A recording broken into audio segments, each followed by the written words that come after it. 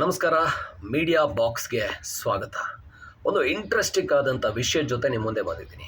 ಇವತ್ತು ಇಡೀ ದೇಶ ಕಾಕ್ರೋಚ್ ಜನತಾ ಪಾರ್ಟಿ ಬಗ್ಗೆ ಮಾತಾಡ್ತಾ ಇದೆ. ಈ ಪಾರ್ಟಿ ಏನು ಮಾಡುತ್ತೆ?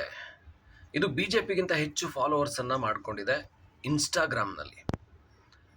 ಈ ಪಾರ್ಟಿ ನಿಜವಾಗ್ಲೂ ಚುನಾವಣಾ ಆಯೋಗದಲ್ಲಿ ಎಕ್ಸಿಸ್ಟೆನ್ಸನ್ನು ತಗೊಂಡು ಒಂದು ಚಿಹ್ನೆ ತಗೊಂಡು ಸ್ಪರ್ಧೆ ಮಾಡಿ ಮುಂದಿನ ದಿನಗಳಲ್ಲಿ ಬಿ ಜೆ ಪಿಗೆ ಥ್ರೆಟ್ ಆಗಬಹುದಾ? ಈ ತರಹದ್ದು ಇದು ತುಂಬ ಮುಂದಿನ ಯೋಚನೆ. ಅಂದರೆ ಇಷ್ಟು ಬೇಗ ಏನೋ ಆಗುವಂಥದ್ದಲ್ಲ. ಅದು ಸದ್ಯಕ್ಕೆ ಇಮ್ಯಾಜಿನ್ ಮಾಡ್ಕೊಳ್ಳೋದು ಕೂಡ ದೂರದ ಮಾತು. ಆದರೆ ಇದು ಸೋಷಿಯಲ್ ಮೀಡಿಯಾದಲ್ಲಿ ಕ್ರಿಯೇಟ್ ಮಾಡಿರೋ ಹವಾ ಇದೆಯಲ್ಲ, ಅದಂತೂ ನೆಕ್ಸ್ಟ್ ಲೆವೆಲ್ಗಿದೆ. ಎಲ್ಲರೂ ಇದ್ರ ಬಗ್ಗೆನೇ ಮಾತಾಡ್ಕೊಳ್ತಾ ಇದ್ದಾರೆ. ಹಾಗಾದರೆ ಈ ಜಗತ್ತಲ್ಲಿ ಮೊಟ್ಟ ಮೊದಲ ಪಾರ್ಟಿ ಯಾವುದು? ಜಗತ್ತಿನಲ್ಲಿ ಹುಟ್ಟಿದಂಥ ಮೊಟ್ಟ ಮೊದಲ ಪಾರ್ಟಿ ಯಾವುದು? ಭಾರತದಲ್ಲಿ ಎಷ್ಟು ಪಾರ್ಟಿಗಳಿದ್ದಾವೆ? B J P, Congress, J D S, ಈಗ ಆಮ್ ಆದ್ಮಿ ಪಾರ್ಟಿ, ಎಲ್ಲ ಪಾರ್ಟಿಗಳು ಸೇರಿಕೊಂಡು ಎಷ್ಟು ಜಗತ್ತಲ್ಲಿ ಎಷ್ಟು ರಾಜಕೀಯ ಪಕ್ಷಗಳಿದ್ದಾವೆ? ಮೊದಲ ಪಾರ್ಟಿ ಹುಟ್ಟಿದ್ದೆಲ್ಲಿ? ಯಾಕೆ ಈ ಪಕ್ಷಗಳು ಹುಟ್ಕೊಳ್ತು? ಈ ಇಂಟ್ರೆಸ್ಟಿಂಗ್ ಮಾಹಿತಿಯನ್ನು ಸಣ್ಣ ವಿಡಿಯೋದಲ್ಲಿ ನಿಮಗೆ ಹೇಳ್ತೀನಿ. ಪೂರ್ತಿ ವಿಡಿಯೋನ ಕೊನೆವರೆಗೂ ನೋಡಿ. ಈ ಕಾಕ್ರೋಚ್ ಜನತಾ ಪಾರ್ಟಿ ಜೆನ್ಝಿಗಳನ್ನೇ ನೆಚ್ಕೊಂಡಿರುವಂಥ ಪಾರ್ಟಿ ಅಂತ ನನಗನ್ನಿಸ್ತಾ ಇದೆ. ಪಕ್ಕದ ತಮಿಳುನಾಡಿನಲ್ಲಿ ವಿಜಯ್ ಅವರ ಗೆದ್ದ ಮೇಲಂತೂ ಈ ಪಾರ್ಟಿಗಳಿಗೆ, ಈ ತರಹದ ಪಾರ್ಟಿಗಳಿಗೆ ತುಂಬ ಜೋಶ್ ಬಂದಿದೆ. ಅದು ನೇಪಾಳದಲ್ಲಿ ಜೆನ್ಝಿ ದಂಗೆ ಆಯಿತು, ಬಲೆನ್ ಶಾ ಅಲ್ಲಿ ಹೊಸ ಸರ್ಕಾರ ರಚನೆ ಆಯಿತು, ಹಳೆ ಸಂಸತ್ತಿಗೆ ಬೆಂಕಿ ಹಚ್ಚಿದರು, ನೇಪಾಳ ಸಂಸತ್ತಿಗೆ. ಅದಕ್ಕಿಂತ ಹಿಂದೆ ಬಾಂಗ್ಲಾದೇಶದಲ್ಲಿ ಶೇಖ್ ಹಸೀನಾ ಅವ್ರನ್ನ ಇದೇ ಯೂತ್ಸ್ ಶೇಕ್ ಮಾಡಿದರು. ಬಹುತೇಕ ಯೂತ್ಸೇ ಇದ್ದರು ಅಲ್ಲಿ, ನೀವು ಪ್ರತಿಭಟನೆ ನೋಡಿದ್ರೆ. ಇನ್ನು ಅದಕ್ಕಿಂತ ಹಿಂದೆ ನಮ್ಮ ಶ್ರೀಲಂಕಾ, ಪಕ್ಕದ ಶ್ರೀಲಂಕಾದಲ್ಲಿ ಎಂಥ ಏನು ಅಧ್ಯಕ್ಷರ ಮನೆಯನ್ನೇ ಯಾವ ರೀತಿ ವಿಧ್ವಂಸ ಮಾಡಿದ್ರು ಅನ್ನೋದು ಗೊತ್ತಿದೆ. ಸೊ ಇದೆಲ್ಲದರ ಹಿಂದೆ ಈ ಜೆನ್ಝಿಗಳ ಶಕ್ತಿ ಇದೆ ಅಂತ ಅನ್ನಿಸ್ತಾ ಇದೆ. ಅಂದರೆ ಹೊಸ ತಲೆಮಾರಿದೆಯಲ್ಲ, ಯೂತ್ಸ್ ಏನಿದ್ದಾರೆ, ಈ ಸ್ಕ್ರೀನೇಜ್ನ ಯುವಕರು, ಮೊಬೈಲ್ ನೋಡಿಕೊಂಡು, ಸೋಷಿಯಲ್ ಮೀಡಿಯಾ ನೋಡಿಕೊಂಡು ಹೊಸ ಕ್ರಾಂತಿ ಬರೆಯೋಕೆ ಹೊರಟ್ರವರು. ಇದೆಲ್ಲ ಒಂದು ಕಡೆ ಇರಲಿ, ಇದು ಲಾಂಗ್ ರನ್ನಲ್ಲಿ ಪ್ರೂವ್ ಆಗುತ್ತೆ ಅನ್ನೋದು ಸದ್ಯಕ್ಕೆ ಹೇಳೋದು ಕಷ್ಟ. ಆದರೆ ಜೆನ್ಝಿ ಅನ್ನುವಂಥ ಶಕ್ತಿ ಅಂತೂ ಒಂದಿದೆ. ಆ ಶಕ್ತಿನ ಹೇಗೆ ಬಳಸ್ಕೊಳ್ತೀವಿ ಅನ್ನೋದ್ರ ಮೇಲೆ ಆ ಕೆಲಸ ಆಗುತ್ತೋ ಇಲ್ಲೋ ಅನ್ನೋದ್ರ ಮೇಲೆ ನಿಂತಿರುತ್ತೆ. ಸದ್ಯ ಈ ಜಗತ್ತಲ್ಲಿ ಮೊದಲು ಪಾರ್ಟಿ ಕಟ್ಟಿದ್ಯಾರು ಅಂದರೆ, ಇಂಗ್ಲೆಂಡಲ್ಲಿ ಮೊದಲಿಗೆ 17ನೇ ಶತಮಾನದಲ್ಲಿ ಒಂದು ಪಾರ್ಟಿಯ ಒಂದು ಕಾನ್ಸೆಪ್ಟ್ ಬರುತ್ತೆ. 1679. ನಾವಿವತ್ತು ಇಮ್ಯಾಜಿನ್ ಕೂಡ ಮಾಡ್ಕೊಳ್ಳೋಕ್ಕಾಗಲ್ಲ. ಪಾರ್ಟಿ ಯಾಕೆ ಬರುತ್ತೆ ಅಂದರೆ, ಒನ್ಸ್ ಅಗೇನ್ ಸ್ವಾರ್ಥಕ್ಕೇ ಹುಟ್ಟೋದು ಪಾರ್ಟಿ. ಕಿಂಗ್ ಚಾರ್ಲ್ಸ್ II ಏನಿರ್ತಾನೆ, ಇವನು ತನ್ನ ಮುಂದಿನ ಪರಿವಾರ, ಈ ಕುಟುಂಬ ರಾಜಕಾರಣ ಏನಿದೆ, ಅದೇ ರೀತಿ ನನ್ನ ಪರಿವಾರದವರೇ ರಾಜ ಆಗಬೇಕು ಅಂತ ಯೋಚನೆ ಮಾಡ್ತಾನೆ. ಆದರೆ ಅದಕ್ಕೆ ವಿರುದ್ಧವಾಗಿ ಕೆಲವರು ನಿಂತ್ಕೋತಾರೆ. ಅವ್ರನ್ನ ವಿಗ್ಸ್ ಅಂತ ಕರೀತಾರೆ. ವಿಗ್ಸ್ ಸೇರಿಕೊಂಡು ಒಂದು ಪಾರ್ಟಿ ಮಾಡ್ತಾರೆ. ಅಂದರೆ ಟೋರಿಯಸ್ ಅಂತ ಏನು ಹೇಳ್ತಾರೆ, ಅವರು ಸಂಪ್ರದಾಯವಾದಿಗಳು. ಅಂದರೆ ರಾಜನ ಕುಟುಂಬವೇ ನೆಕ್ಸ್ಟ್ ಆಳ್ವಿಕೆ ಮಾಡಲಿ ಅಂತ ಹೇಳುವರು. ಅವರು ಟೋರಿಯಸ್ ಅನ್ನುವಂಥ ಗುಂಪಾಗುತ್ತೆ. ವಿಗ್ಸ್ ಅನ್ನುವಂಥ ಗುಂಪಿದೆಯಲ್ಲ, ಇವರು 1679ರಲ್ಲಿ ಒಂದು ಸಪ್ರೇಟ್ ಗುಂಪಾಗಿ, ಪಾರ್ಟಿಯಾಗಿ, ಸೊ ಈ ರಾಜನ ವಿರುದ್ಧ ವಿಚಾರ ಮಾಡ್ತಾರೆ. ಸೊ ಅದು ಅವತ್ತಿನ ಮಟ್ಟಿಗೆ ಇದೊಂದು ಪಾರ್ಟಿ, ಆ ಥರ ಕಾನ್ಸೆಪ್ಟ್ಗಳು ಹೊಸದಾಗಿರುತ್ತೆ.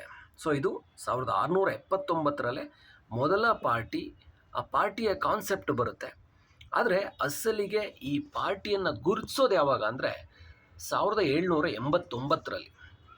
ಎಲ್ಲ ಇತಿಹಾಸಕಾರರು ಗುರುತಿಸೋ ಮೊದಲ ಪಾರ್ಟಿ ಅಂದರೆ ಫೆಡರಲಿಸ್ಟ್ ಪಾರ್ಟಿ ಅಂತ. ಯಾವಾಗ 1787ರಲ್ಲಿ ಅಮೆರಿಕಕ್ಕೆ ಏನು ಸಂವಿಧಾನ ಬರುತ್ತಲ್ಲ, ಆ ಸಂವಿಧಾನ ಬಂದ ನಂತರ ಒಂದಷ್ಟು ಕ್ಲಾಶ್ಗಳು ಶುರುವಾಗ್ತವೆ. ಆ ಕ್ಲಾಶ್ಗಳೇನಾಗಿರ್ತವೆ ಅಂತ ಹೇಳಿದರೆ, ಅಭಿವೃದ್ಧಿಯ ವಿಚಾರದಲ್ಲಿ ಏಕಪಕ್ಷೀಯ ನಿರ್ಧಾರಗಳಾದಾಗ, ಆರ್ಥಿಕತೆ ವಿಚಾರದಲ್ಲಿ ಏಕಪಕ್ಷೀಯ ನಿರ್ಧಾರ ಆದಾಗ ಒಂದು ಸಪ್ರೇಟ್ ಗುಂಪು ಹುಟ್ಕೊಳ್ಳುತ್ತಲ್ಲ, ಅದು ಒಂದು ಪಾರ್ಟಿಯನ್ನು ಮಾಡುತ್ತೆ. ಸೊ ನಮ್ಮ ಬಹುಮತ, ನಾವು ಹೆಚ್ಚು ಜನ ಒಂದು ಕಡೆ ಗುಂಪಾಗಿದ್ದೀವಿ, ನಮ್ಮ ಗುಂಪಿಗೆ ಬೆಂಬಲ ಸಿಗಬೇಕು ಅಂತ ಬಂದಾಗ ಆಗ ಎರಡು ಪಾರ್ಟಿಗಳು ಬರುತ್ತೆ. ಸೊ ಅದರಲ್ಲಿ ಮೊದಲು ಬಂದಿದ್ದು ಏನು, ಫೆಡರಲಿಸ್ಟ್ ಪಾರ್ಟಿ ಅನ್ನುವಂಥದ್ದನ್ನು ಗುರುತಿಸ್ತಾರೆ.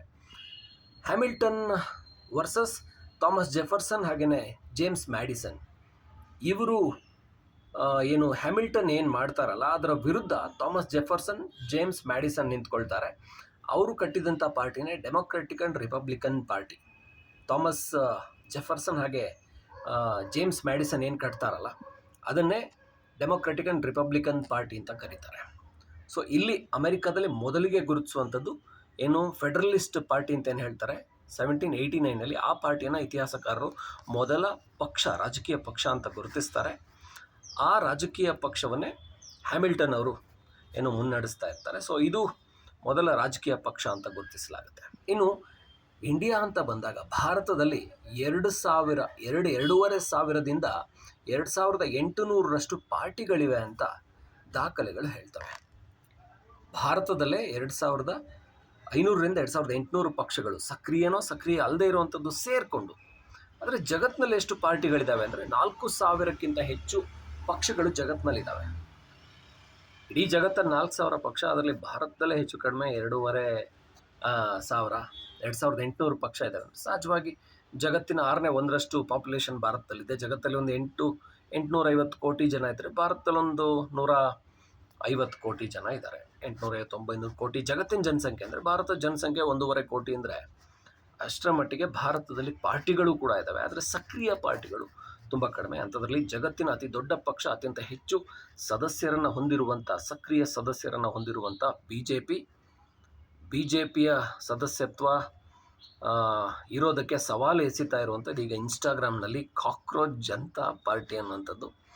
ಇದು ತಮಿಳಿನಲ್ಲಿ ಇಳೆಯ ದಳಪತಿ ವಿಜಯ್ ಅವರು ಗೆದ್ದ ನಂತರ ನೇಪಾಳದಲ್ಲಿ ಜನ್ಜಿ ಕ್ರಾಂತಿ ಆಗುತ್ತೆ, ಹೊಸ ಬಲೆನ್ಶಾ ಸರ್ಕಾರ ಅಧಿಕಾರಕ್ಕೆ ಬರುತ್ತೆ, ಶೇಖ್ ಹಸೀನಾ ಅವ್ರು ಹೋಗ್ತಾರೆ, ಯೂನುಸ್ ಅವರ ಮಧ್ಯಂತರ ಸರ್ಕಾರ ಬರುತ್ತೆ, ಆಮೇಲೆ ಮತ್ತೆ ಚುನಾವಣೆಯಾಗಿ ಅಧಿಕೃತವಾಗಿ ಸರ್ಕಾರ ಈಗ ಅಲ್ಲಿ ಅಧಿಕಾರದಲ್ಲಿದೆ. ಆ ಕಡೆ ಶ್ರೀಲಂಕಾದಲ್ಲೂ ಕೂಡ ಹೊಸ ಸರ್ಕಾರ ಇದೆ. ಆದರೆ ಭಾರತದಲ್ಲಿ ಇದು ಬರೋದಕ್ಕೆ ಸಾಧ್ಯನಾ? ಈ ಥರದ ಕ್ರಾಂತಿ ಇಷ್ಟು ದೊಡ್ಡ ಡೆಮೊಕ್ರೆಟಿಕ್ ಕಂಟ್ರಿ ಅಂದರೆ 150 ಕೋಟಿ ಜನಸಂಖ್ಯೆ ಇರುವಂಥ ಕಂಟ್ರಿಯಲ್ಲಿ ಸಾಧ್ಯನಾ ಅಂತ ಅನುಮಾನಗಳು ಬಂದಾಗ ಇಳೆಯ ದಳಪತಿ ವಿಜಯ್ ಅವರು ಪಡ್ಕೊಂಡಂಥ ಗೆಲುವು ಇದೆಯಲ್ಲ, ಒಂದ್ಸಗಿನ ಆ ಗೆಲುವು ನೋಡಿದವರಿಗೆ ಆಗಿದ್ದು ಇಲ್ಲ, ಭಾರತದಲ್ಲೂ ಕೂಡ ಒಂದು ಜನ್ಜಿ ಕ್ರಾಂತಿ ಇಳೆಯ ದಳಪತಿ ವಿಜಯ್ ಅವರು ಪಡ್ಕೊಂಡಿದ್ದು ಬಹುತೇಕ ಯುವ ಮತದಾರರ ಓಟುಗಳನ್ನು ಅನ್ನುವಂಥದ್ದು ಸ್ಪಷ್ಟ. ಹಾಗಾಗಿ ಆ ರೀತಿ ಒಂದು ಜೋಶ್ ಬಂದು ಈ ಕಾಕ್ರೋಚ್ ಜನತಾ ಪಾರ್ಟಿ ರೀತಿ ಪಕ್ಷದ ಕನಸುಗಳನ್ನ ಕಟ್ಟಿರ್ಬೋದು, ಅಥವಾ ಬಿ ಜೆ ಪಿಯನ್ನು ವಿರೋಧಿಸುವಂಥ ಒಂದು ಪ್ರಯತ್ನ ಅಂದರೆ ನಿರಂತರವಾಗಿ 3 ಬಾರಿ ದೇಶದ ಆಡಳಿತ ಹಿಡಿದಿರುವಂಥ 3ನೇ ಅವಧಿಯಲ್ಲಿರುವಂಥ ಬಿ ಜೆ ಪಿಯನ್ನು ಎದುರಿಸುವಂಥ ಆಡಳಿತ ವಿರೋಧಿ ಅಲೆಯನ್ನು ಎಬ್ಬಿಸುವಂಥ ಪ್ರಯತ್ನವಂತೂ ನಡೀತಾ ಇದೆ.